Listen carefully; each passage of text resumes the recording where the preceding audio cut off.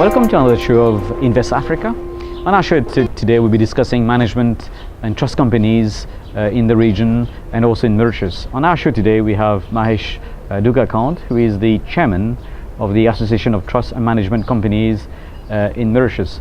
Mahesh, welcome to our show. Thanks, Yousouf. Yeah. Mahesh, tell us about yourself. Who is Maheshwar Doorgakant? Maheshwar Doorgakant is basically, I'm a chartered accountant by profession, chartered accountant from England, and I've been back in Mauritius since about 12 years, where after having done my studies and my articleship in England and worked a little bit.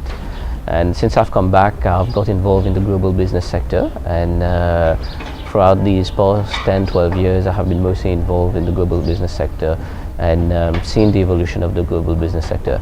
I myself at the moment have just taken over the chairman of the Association of Trust and Management Companies in Mauritius, which is the flagship representative of management companies and also of other players in the global business sector in Mauritius. And at the moment as well, I'm the Deputy Managing Director of Apex Fund Services Mauritius Limited, which is a management company based in Mauritius and which specializes in international fund administration. Mahesh, you talk about the evolution. You came maybe at the right time. Can you tell us the evolution of this sector? Because we know today it's one of the pillar, I would say, of the Mauritian economy. Sure. The sector itself started in 1993 when Mauritius evolved and removed barriers like exchange controls. It's almost 20 years then. Yes, the sector has evolved. We're now getting to the maturity and the next level where usually we used to call ourselves a young jurisdiction when compared to the traditional Channel Island jurisdiction or your Cayman or Bermuda and others. But now we are one of the recognized international financial sector. When we look at where we've come from, and over the years we have evolved, although India is still a big pillar of this sector, nowadays there's much more orientation towards Africa as well. But with Africa rising, this has given a second resurgence to the sector and a second strength, and Mauritius moves on from there. And talking about the DTA agreement, which has been a success of the Mauritian financial sector, not just the management companies, and there's recently a lot of talks of whether it is favorable or not favorable. There's a lot of discussion. How do you see this DTA evolving, and what do you wish to happen so we can make the management companies even stronger? This is a very good question. When we think about DTA, when it comes to Mauritius, we have India in mind mostly. But before I go into that, I just want to basically maybe clarify something which a lot of people don't understand. The principal purpose of the DTA is to avoid having taxes in two countries. So you don't want to be taxed in two countries. Which makes sense. So it's a tax item, and a lot of time the focus tends to be on tax. But when we look at a DTA also have a number of other clauses to it, like exchange of information, among others. And it is here to facilitate business. We should not look at it as a tool which is used basically not to pay tax. It is a tool which is set between two countries to facilitate business between these two countries, any type of business. Now Mauritius had a DTA in place with India since the early 80s, which, and to go back into the background of that DTA at the time was set up a bit to encourage Indian investments into Mauritius. So there were companies which have come to Mauritius in the early 80s. Top of my head, you're thinking of the LIC, for example, which has been here a long time, or some other Indian companies which have been in Mauritius Bank of Baroda for a long time, exactly. And this has encouraged, and at the same time it was encouraging Mauritius to also go and invest, big Mauritian companies to go and invest in India.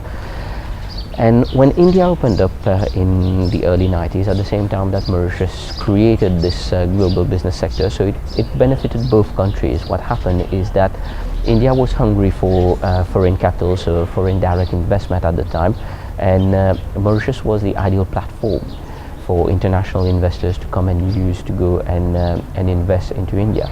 Not just for the tax reasons associated to the DTA, but also for the closeness which Mauritius had with India. Mauritius people were used to dealing with India, and they had the knowledge, and this knowledge has been developed over the years. Today we have professionals from all sectors of our economy even into going into, if we look at tourism, for example, now, even in tourism, we have very close ties with India, with Indian group hotels and etc., which have come and set up in Mauritius. And the next step now is obviously you're looking at India investing into Africa and using Mauritius as a platform, because we always talk about the development of Africa, but what we need to bear in mind is that Mauritius is Africa. It's part of Africa. A lot of people tend to forget it because we're a small island in the middle of the Indian Ocean, but we are Africa. We are part of Africa. So the development of Africa goes along with the development of Mauritius. Now, in terms of the DTA with India, what we've seen is there's been a lot of bad press and a lot of confusion in the past few years. Is that because of our competitors?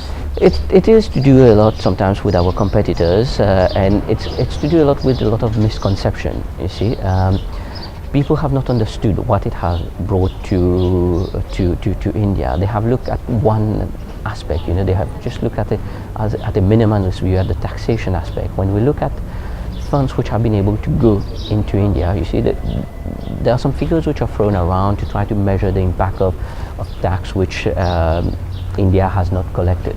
But at the same time, when we look at how much money has gone into India, which may or may not have gone there if the DTA had not been in place, and going to the multiplier effect, how much jobs this has created, how much development, how much Shining India is based on this. Exactly. You see, so it has helped a lot, and there are some people, when they cast stone, they don't realize what this has brought.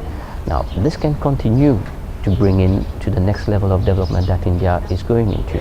See, there's a lot of talk about the DTA being misused or abused, and Mauritius over the years has always cooperated with the Indian government to try to close the loops. Even now, as you know, our Prime Minister was in India last week for Mr. Modi's accession to Prime Ministership, and all this was discussed, and one of the main concerns was, we want to make sure that India no longer have any worries about black money coming from Mauritius to go into India.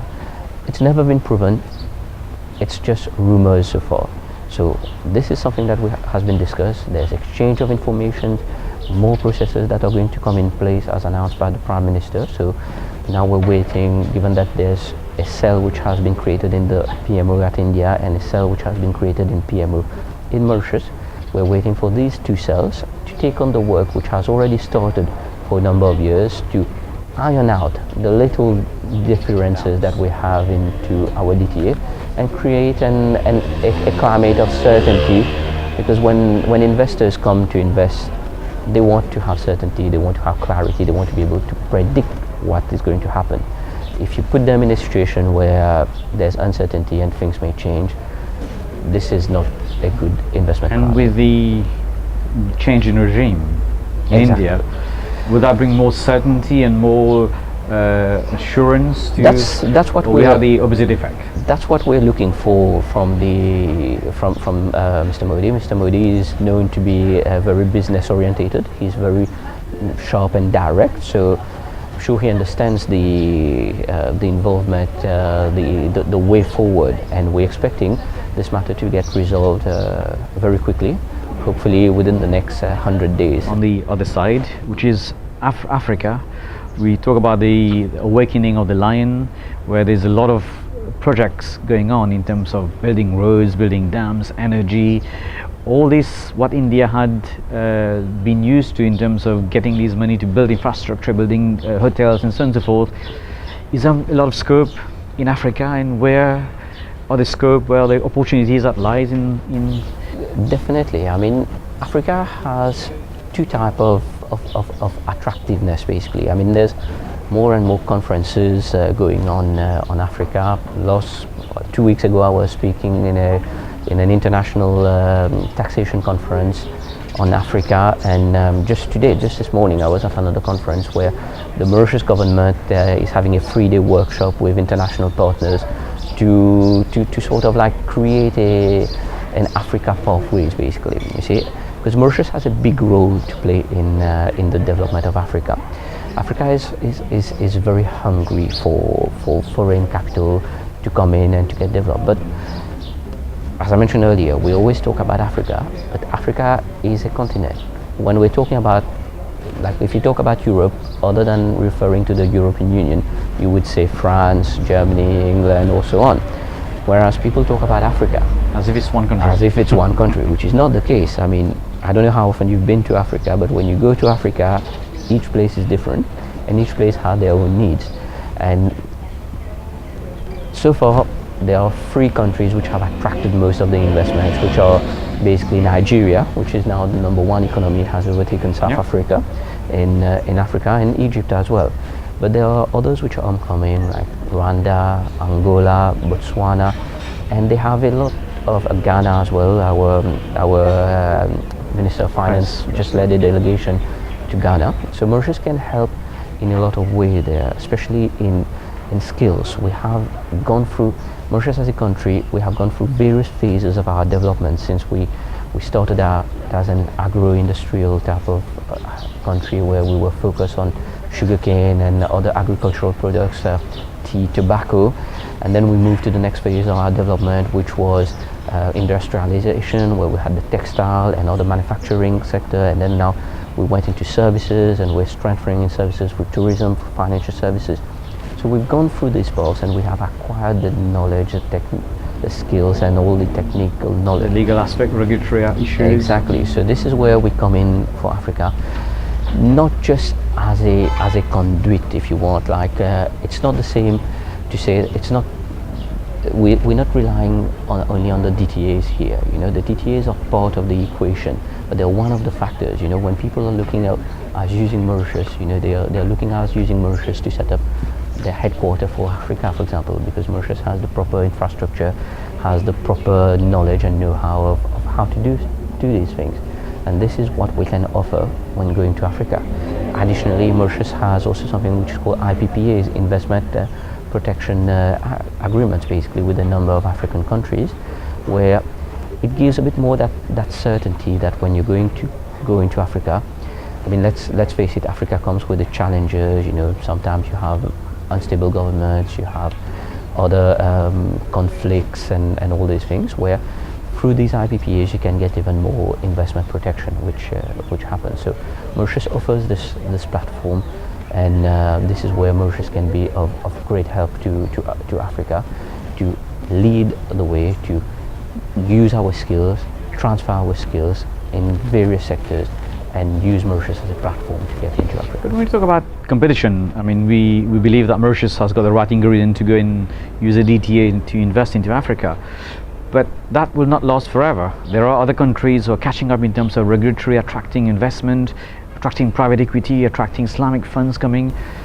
Of course. Should we fear this competition, or should we just believe that we'll be here? Not really, because if you look at the history of Mauritius itself, you know, Mauritius has always been faced with challenges. When we had our independence in 1968, there were, you know, loads of reports and writers which said that, okay, Mauritius is going to crash and burn within. Basket case. Exactly. You know, so we have come through these challenges, and even if you look at our global business sector, our financial sector, since we started in 1993, we've relied, the sector has grown very much because of the India DTA, the India relationship, and there has been many challenges along the way, and we have come through all these challenges despite other countries coming into the equation, competitors coming into the equation. Mauritius has still remained as the flagship because it is doing things in the proper manner, it is doing things in the correct manner, and it has the skills and knowledge to do it. So that's what has kept us ahead of the curve, and we know that we will rise up to any challenges which come up from other jurisdictions, other competitors, and we can continue to be the same economic partner that we have been to India, to many of the African countries. Maheshwar Doorgakant, you've been on our show discussing all the challenges, but share your optimism on how, you know, we should be able to succeed despite the competition. And thank you for being on our show. We look forward to having you again, maybe discuss the technicalities of all the DTAs, the private equity. We'll see you soon. Thank you very much, Yousouf. It's really a pleasure being with you.